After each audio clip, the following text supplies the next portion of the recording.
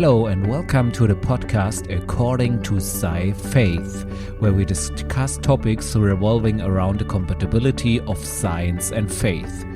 I'm Joshua Göcking and you're listening to According to Sci-Faith. Episode 57, The Consistent-Histories-Interpretation. If you remember, at the beginning of the year, I made a podcast episode about an article I wrote for the Studium in the Adler magazine of Wort und Wissen, a German society who are basically researching on how science and faith can be recombined, how the things in science that seem to contradict the Christian faith, how they can be brought into agreement with the Christian faith. And so I was allowed to write an article on the interpretations of quantum mechanics there. So if you remember back, I made a podcast episode on this. So if you have not listened to it yet, you can listen to it. And after I wrote this article, I was allowed to write another one, a smaller article, where I put in another part of it, where I also introduced another interpretation of it, because in this article I was basically introducing some of the main interpretations of this quantum mechanical behavior. And one is the Copenhagen interpretation, one is the Broglie-Bohm interpretation, and also the many-world interpretation. So these are the ones that I, in my first article, was talking about. And in this other article, I wrote about another interpretation, a Consistent-Histories-Interpretation, and some other stuff. And so I think this, because I was shown this by somebody who made me aware of this interpretation, I think it's pretty interesting. It's somewhat equivalent to the Copenhagen interpretation, but it looks at it from a different perspective. And therefore, I wanted to write about that part. And this was also in context to decoherence effects in quantum mechanics, and also the Gedankenexperiment of Schrödinger's cat. So in this podcast episode, we will dive through this article, and then I will talk to you a little bit more about recent developments in my understanding of quantum mechanics and what I have read about it. Hardly any other theory challenges our understanding more than quantum mechanics. A crucial difference to classical physics is that the particle, as long as it is not measured, is in a superposition of all physically possible states. One can merely state the probability of the particle assuming a certain state. However, since quantum mechanics describes behavior at the level of the smallest particles, and this behavior cannot be observed in the macroscopic realm, the question arises as how these differences arise. The transition between the quantum mechanical and the macroscopic world is called decoherence and is not fully understood. In researching this transition, it is possible to observe quantum effects at ever higher scales. For example, Fischer reports that a research group led by Matteo Fadel at the ETH Zurich has succeeded in placing a 16 microgram sapphire in such a superposition state. 16 microgram might not sound like much, but a sapphire of this mass contains 10 to the power of 17 atoms, and that means at least 100 quadrillion atoms. The principle of superposition is illustrated by the thought-experiment of Schrödinger's cat. In this experiment, a cat is locked in a box containing a killing mechanism triggered by a radioactive decay. Once the decay, which follows the laws of quantum mechanics, has occurred and the mechanism is triggered, the cat is killed. However, until the state of the system is measured, the radioactive element is in a superposition of decay and non-decay. This transfers to the cat and causes the cat to be in a superposition of dead and alive until the measurement is taken. Both the spectrum article by Fischer and the scientific article by the working group Fadel formulate this as a cat being both dead and alive at the same time. This choice of words is usually avoided in physics because it is not accurate. Rather, it is the case that it is only through the measurement that it is determined whether the cat is dead or alive. Before that, only a probability can be given as to which of the two states will be assumed during the measurement. The problem here is that the current Copenhagen interpretation can only make unambiguous statements in relation to a measurement that has been carried out. Another problem is the description of the above-mentioned decoherence. Each of the many interpretations of quantum mechanics has found its own answer to this. In the Copenhagen interpretation, this is referred to as the collapse of the wave function. The wave function, given by the Schrödinger equation, describes the probability with which a particle is measured in a certain state at a certain point in time. During the measurement, the wave function collapses into a specific state. However, this continuous process, reduction of states, is not a truly satisfactory answer. One interpretation that is able to solve both of the aforementioned problems, the decoherence and the reduction of states, is the Consistent-Histories-Interpretation. While the Copenhagen interpretation describes how the result of a measurement can be described by probabilities, the consistent history interpretation explains the occurrence of probabilities as an inherently, therefore necessarily present state of quantum mechanics. This means that processes that are not accessible to the measurement, like nuclear fusion processes in the sun, can be consistently described. A clear set of rules as to which histories, that means sequences of quantum mechanical events, are consistent with each other can provide a coherent interpretation of quantum mechanics. Paradoxes that arise in quantum mechanics can be avoided because they relate to incompatible history families. Using Schrödinger's cat as an example, a consistent history family consists of the superposition of the states that the cat is dead or alive. This results from the time development of the system. Another consistent history family is that of the history that the cat is dead or alive. According to the consistent histories interpretation, however, these two history families are incompatible with each other. The question of whether the cat is dead or alive at a particular point in time, if the situation is described by superimposing states, is nonsensical because it combines two incompatible perspectives. While the Copenhagen interpretation defers answering this question to the measurement, the consistent histories interpretation rules out the question a priori, so from the outset, as being based on false premises. This is comparable to the paradoxes of the theory of relativity, which can be resolved by showing that the paradoxon assumes that space or time are absolute, which is not the case in the theory of relativity. However, the question of which interpretation of quantum mechanics is the correct one remains open. This shows how complex it can be for us humans to understand and describe the reality of creation. Better research into the transition between quantum mechanics and classical physics should, among other things, answer this question.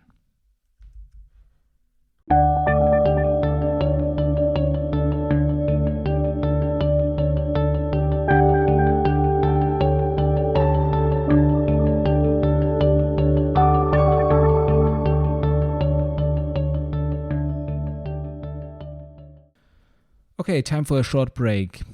In these breaks, I usually make some announcement, as you are used to by now.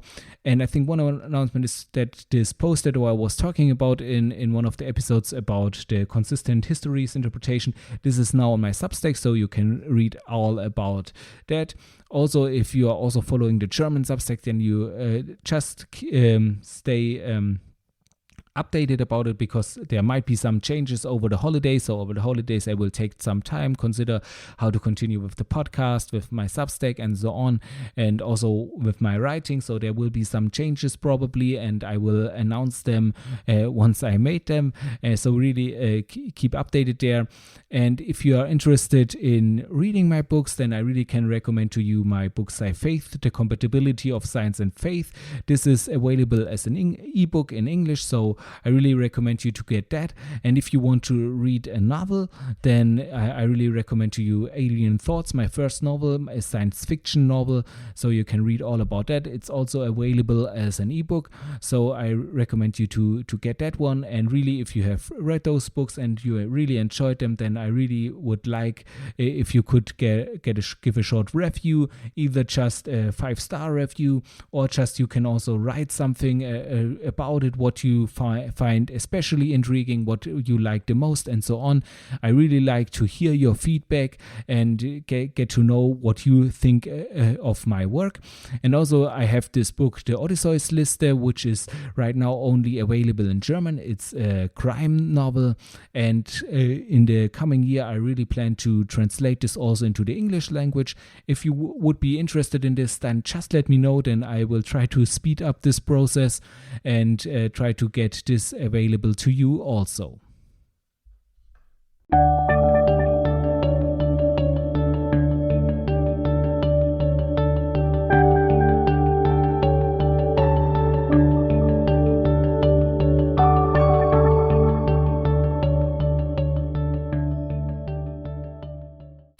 So this was my article. I hope you could follow along. If not, I will also post it on my Substack. There you can read it in your own pace and try to understand each step of the way.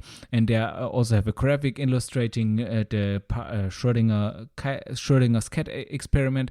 But I hope you could at least understand the basic idea of it. So as it was shown, or as I said, it is pretty similar to the Copenhagen interpretation, and indeed it is equivalent to it.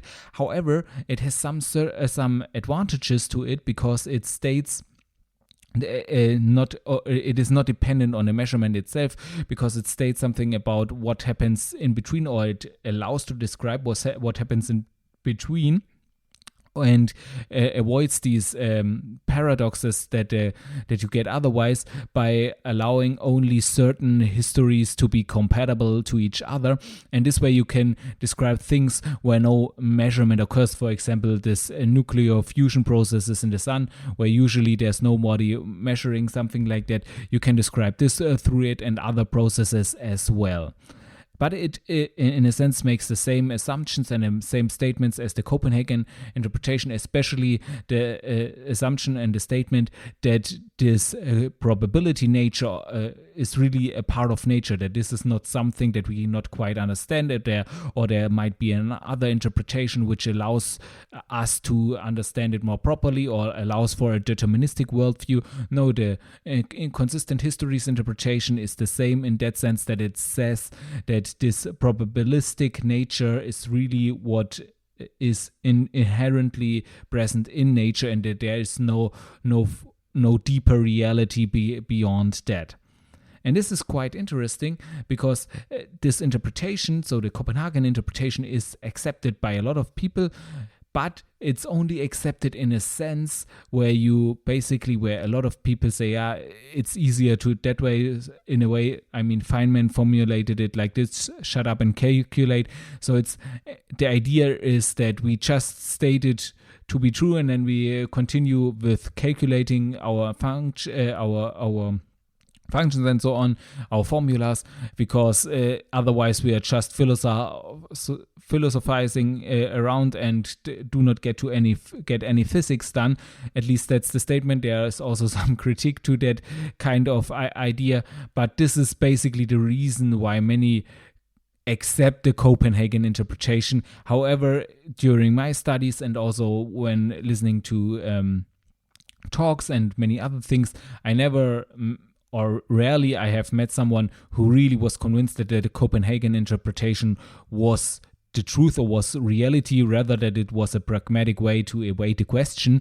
And if people were concerned with the correct interpretation of quantum mechanics, they usually had different interpretations that they preferred, oftentimes the many world interpretation or also the Broglie Bohm was pretty popular, and even some people got their own theories of some superdeterminism, like Gerard Hooft, a Nobel Prize laureate. He has some. I heard a talk once from him where he talks about his interpretation of quantum mechanics, and this is a pretty super deterministic theory where basically even the experimentators are under this determinism that he states there in how they execute their measurements. So pretty interesting stuff, but oftentimes it was in a deterministic worldview and also in a worldview that did not allow for these probabilities. And almost everyone I talked to about quantum mechanics was convinced that this probability nature cannot be what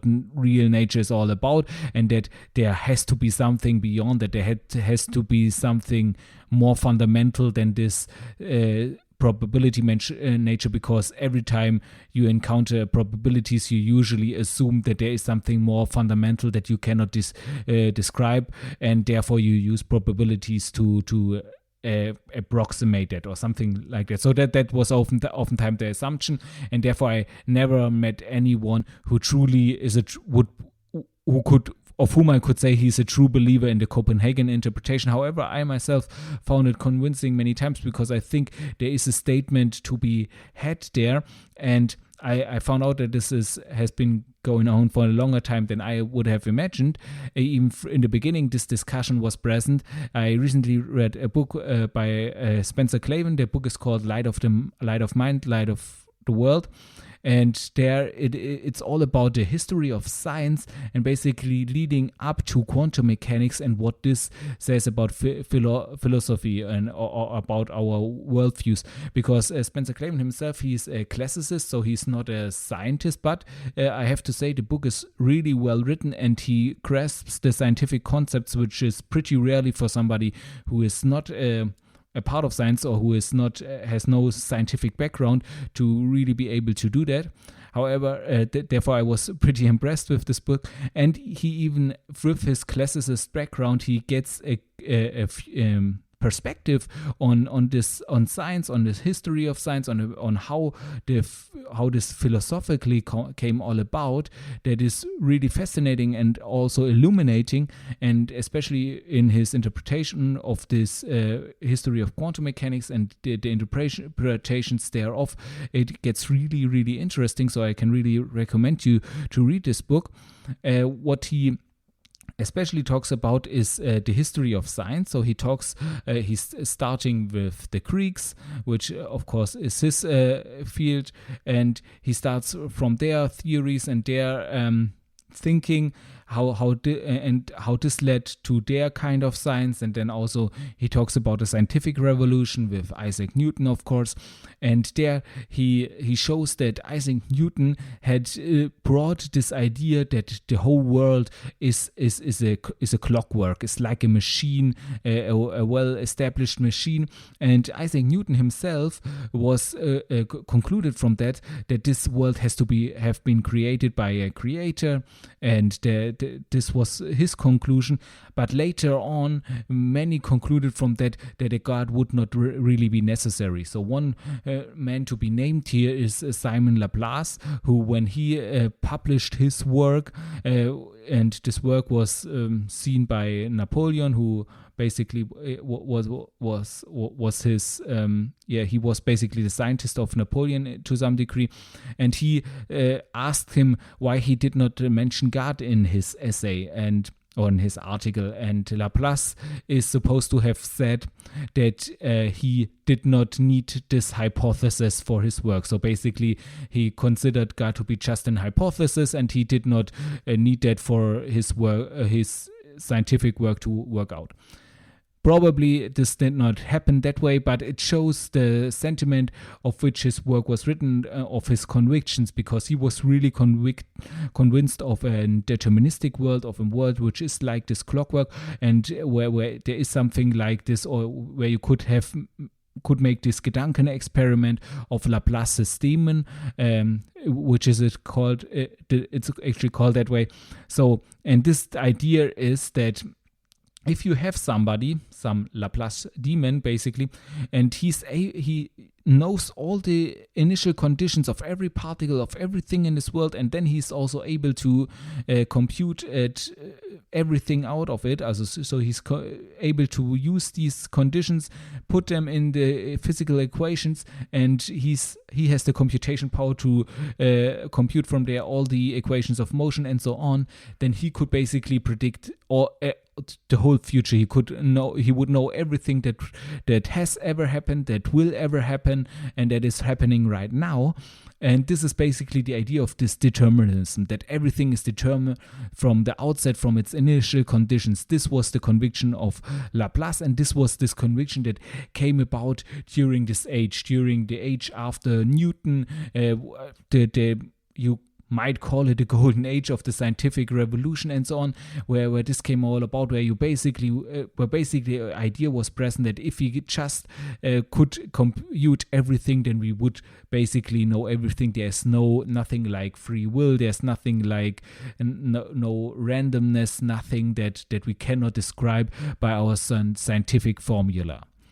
And if you consider it closely, or also if you look at what scientists are talking about today, if you dive deeper into their research or how they see the world, you will see that this idea, this conviction is still present. Many people, especially scientists today, consider the world to be nothing like a machine. I mean, if you, for example, also consider today's talk about AI, artificial intelligence, and so on, oftentimes it's talked about how soon these machines will be able to overtake us, how soon there will be consciousness in these machines and so on. And this also, of course, assumes that we humans are merely machines like computers, and as soon as we build machines that are as sophisticated as the computers we ourselves are, then we will also have machines who have a consciousness and so on and so on. So the basic assumption behind all this is, of course, that we are nothing but machines, that we are nothing but sophisticated computers. And this idea is still very present. Also, if you look in other areas where we would describe humans just as biochemical beings, where biochemical processes work out, where our feelings are basically just some biochemical process going on and so on. If you look deeper into that, then you see this idea of humans as just one big machine or one sophisticated machine is still present today. However, if you then look into quantum mechanics and look what this theory actually states, then you will see that this idea of a huge clockwork world has actually been disproven for a long time, or seems to have been disproven for a long time. Because if you look what quantum mechanics basically states is that it is not anymore like this. I mean, you have this interdeterminism by the probabilistic nature of quantum mechanics, but you have also this fact that by doing a measurement, the world as we know it really comes into being by doing measurements, by observing it.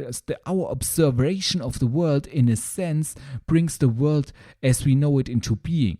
So it is we have a huge part in this world. So it's not like many esoterics or spiritual people might say that quantum mechanics shows that we can create the world as we want it because of this measurement problem. No, that's not what I'm talking about. That's also wrong.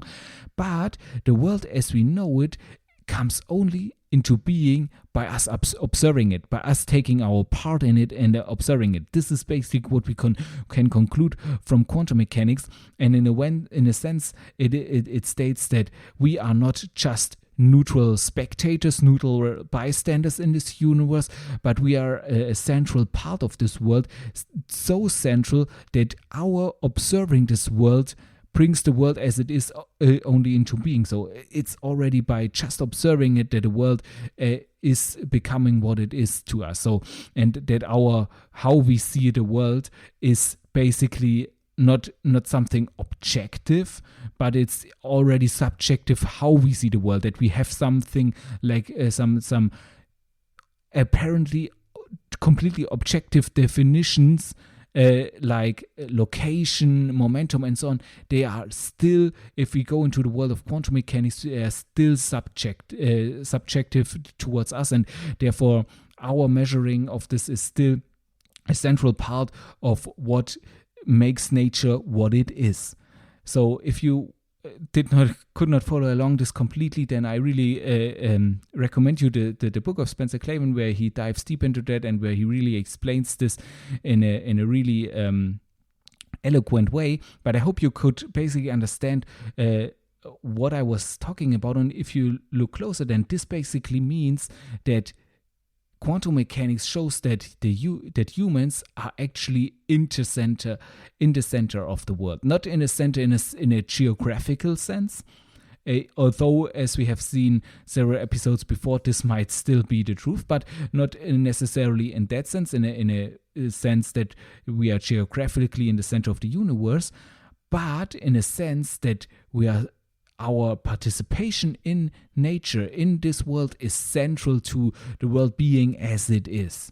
And therefore, from this, that our conscious observation of the universe makes the universe what it is, from this we can see that we play a central role in this universe, and this can be, I think, only understand from a worldview of faith, and also I think only from a Christian worldview, where we know that we are created in the image of God, and that He has created us with a purpose, and that He has a purpose and a plan for us, and that we are in the center of His attention, and that He cares about us. Only in this context, I think we can understand how this can be, how these results of quantum mechanics can be the way they are. And I think therefore this Copenhagen interpretation is under such an attack, basically, by many who try to find other interpretations of this. But this is actually not new.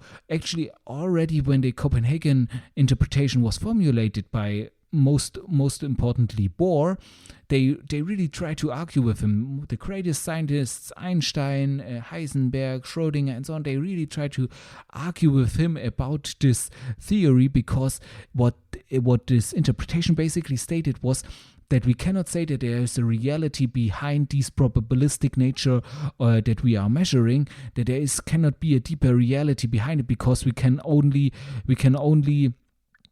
call us real what we can measure, and we can, everything beyond that is beyond the limits of science, and if there is anything beyond that at all. So he was basically pounding hard this idea that the probabilistic nature and this fact that by observing nature, by consciously observing nature, it comes what it only by this becomes what it actually is. He was pounding this hard and was arguing in this way, and they really couldn't get along him. They could they got along with him great, I hope, but they couldn't get past this argument. They couldn't get their arguments through, because he was so because this point was so convincing. Even if you did not like it, you had to accept, that's what the world seems to be. And therefore, I think initially the Copenhagen interpretation could pass through, because there was no argument against it that could work out. And I think even Bohr realized that the central role that this puts humans in, I think he did not manage to go as far as to understand that this shows that there has to be a God behind it, but he really understood the central role that this gives humans, and was really puzzled by this. So I hope you could follow along these ideas, and I think this is why it's really interesting to see that there is really a new world that was basically opened up by this quantum mechanics, and that much of what we talk about today in science, and also from the worldview from which we talk about it today, is actually obsolete. And in some of the following episodes, we also will see this, where we seem to be stuck, and where I think this goes back to this fact that we are still hanging on to a worldview that what was actually kind of disproven already 100 years ago. So that's everything for today's episode. I hope you liked it and you enjoyed each part of it. If you want to get in touch with me or discuss a topic or want to give me some feedback, then feel free to contact me using the contact form on my website, sci-faith.de/en. And there you can go to the contact tab and contact me. And if you have any other things or episodes you want to have covered there or topics you want to have covered, feel free to contact me there. Also, if you are not yet familiar with the format in which this podcast is produced, let me just briefly explain it to you. So there is always at the beginning of a month or of a block, there is a big block of 4 episodes in one thing. It's kind of like a preview, which I call it, where you have the next 4 episodes all in one episode together, combined. And this is for people who like to hear long format podcasts, who have a long way to work or something else, where they can listen to a long episode and can then have a preview of the next 4 episodes all at once, and are completely up to date from the beginning of the block. For those who like their episodes shorter, who prefer it if they have a half an hour or even less of a podcast episode, for those there is every week afterwards will appear a podcast episode almost in that length, and this way I can publish every week a new podcast every episode, and everyone can have it his own way, either once a month a long chunk of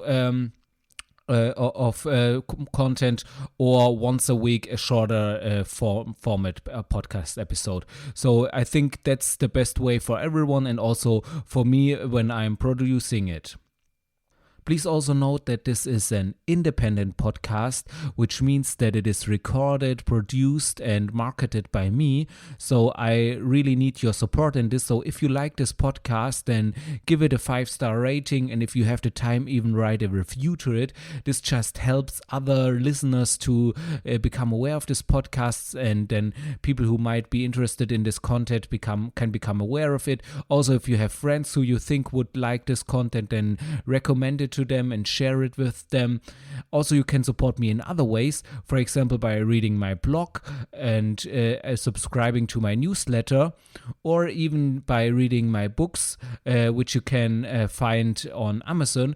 For example, there is my latest novel out now is Alien Thoughts, which is pretty entertaining from the feedback that I gotten, and so it's also in some way related to science and faith. The topic of it is also in there, but of course you can also read the book to this podcast, Sci-Faith, The Compatibility of Science and Faith, which is also available in English since last year. Thank you for that, and now I wish you a wonderful day, and I'm looking forward for you to tune in again next time.